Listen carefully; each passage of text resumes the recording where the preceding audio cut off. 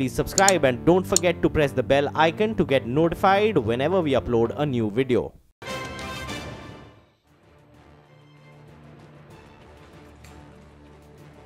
Online hackers have allegedly stolen confidential data of formal sector employees who've enrolled themselves with the Employee Provident Fund Organization, or the EPFO. The commissioner at the EPFO, VP Joy, has written a letter to the CEO of the Common Service Centre at the Ministry of Electronics and Information Technology. The subject line of the letter reads, and I quote, "Data theft from ICT infrastructure of Aadhaar, seeding service for Employee Provident Fund Organization." Yash Jain is standing by with more contents of this letter and how the EPFO is responding to it. Yash, go ahead. Well, Shireen, first things first, when I spoke to Mr. VP Joy, who's the EPF commissioner, he did not deny the existence of this very letter which we are talking about. In fact, he went ahead and said that there has been no potential data breach when it comes to EPFO, but there could be some data breach on the end of Common Service Centre. If you look at this letter carefully, of course, it highlights that very fact, and I would want to quote Mr. VP Joy from this letter. He writes that the application running on this server, which is the EPFO server but is managed remotely by Common Service Centre. Of course, the Common Service Centre falls under the Ministry of Information and Technology. The letter written by EPFO also explicitly says that there is a case of stolen data, and I would want to quote Mr. VP Joy again here. He writes that the data has been stolen by hackers by exploiting the vulnerabilities of the website, which is aadhaar.epfoservices.com.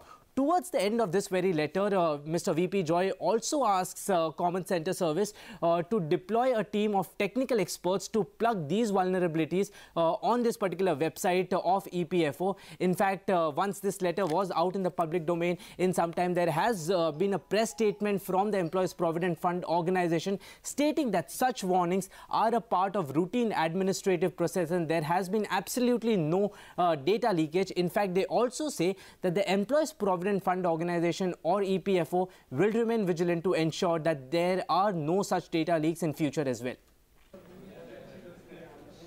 Well, thanks very much, Yash. That is the press release that's coming from the EPFO. But we want to go back to that letter that was written by VP Joy. And that very categorically stated that there has, in fact, been a data breach. In fact, I want to quote to that from that letter and get our ethical hacker here, Saket Modi, to help us understand what this means exactly. Let me quote from that letter. And it says that it has been intimated that data has been stolen by hackers by exploiting the vulnerabilities prevailing in the website aadhaar.epfoservices.com of EPFO, which are under strut vulnerability and backdoor shells. Saket, help us understand this. These are the two identified vulnerabilities that the EPFO commissioner has put forward in his letter. What does this mean exactly? What does this make this vulnerable to?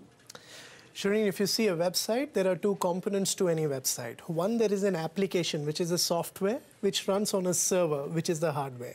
In this letter, it clearly mentions that the EPFO was basically the owner of the hardware, which is the server. However, it also says that the application was being managed remotely by the Common Services Centre. That's right. Now, here, what the vulnerability that you're talking about, so interestingly, both of them are not they are not vulnerability. The first one is an actual family of services which is used to host a web service. Okay. So Stux basically is Apache Stux service, which would be open in a lot of web servers. Okay. And there are known zero-day vulnerabilities for that for that service which is there for a couple of versions. It looks like that the version which was running on this server was vulnerable to one of the available exploits in the public. Okay. It's the same exploits which were used in the Equifax hack, which shook America with 145 million social security number coming out in the public. Okay. In this case, the service must have been vulnerable, using which an external hacker hacked into this server. The second thing, which it says backdoor, it basically means that it was able to go ahead and upload a shell using which data is probably one of the smaller concerns. Okay. Basically, a hacker would be able to take a complete access of the server, meaning anybody who types anything, any data which is there, to the point where even if it has a web camera, you can actually switch it on and see what things are. The traffic coming and going, you can see everything on that server. So basically, through this backdoor shell, they've taken control. That's what the letter says. Yeah, that's what the letter says. And the press release makes it sound like there was actually no hack, which the letter that has been sent to the Central Service Centre very categorically states that there is a hack. How serious is this, just on the basis of what we know from the available information in this letter? So considering the response which came in where, you know, there were the agency which is trying to downplay that this is something which is routine matter, I don't think this is routine matter. This is not a routine matter. Absolutely not. Okay. And you see, some hacker being able to take a shell access to a server is probably like taking over the server in totality. Okay. And here's the problem. The problem is not just that server itself. There is ways by which you can pivot to other servers through one server itself. So there is no telling that if that one server has been taken down now, the hacker would have not, you know, gone and hopped into or pivoted its control into other servers. And that's a very real possibility. So what do you then make of this press release that's been put out by the EPFO, of course, post the controversy that, you know, has erupted in the media?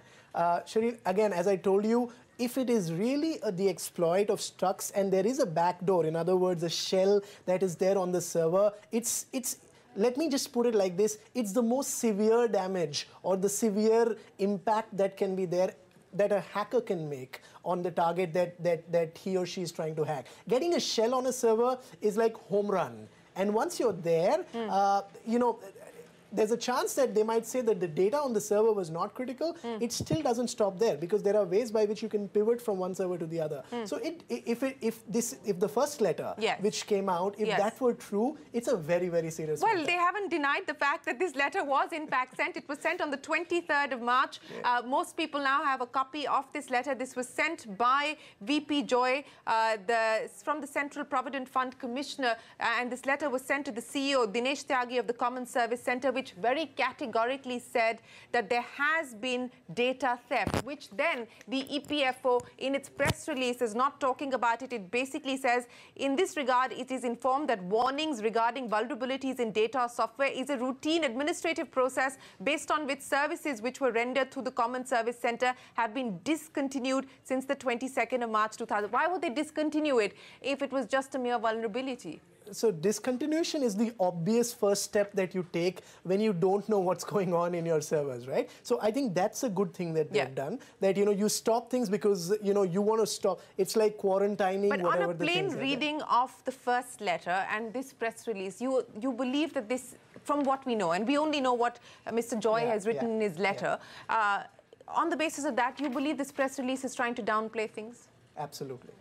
They are? Yes. Okay. Well, we'll have to try and see if we can get any further reaction on this matter from the government. So far, what we have is a press release from the EPFO and a press release that's coming from the UIDAI. The UIDAI is saying that, that the Aadhaar data and its servers have not been impacted by any breach. So that's the latest that's coming there from the UIDAI. Saket Modi, thanks very much, as always for helping us understand what this means really in simple English. Thanks very much. Appreciate your time. With that, it is time for us to wrap up the CNBC TV18 Special Newsmakers. We'll see you again in just a minute after this break.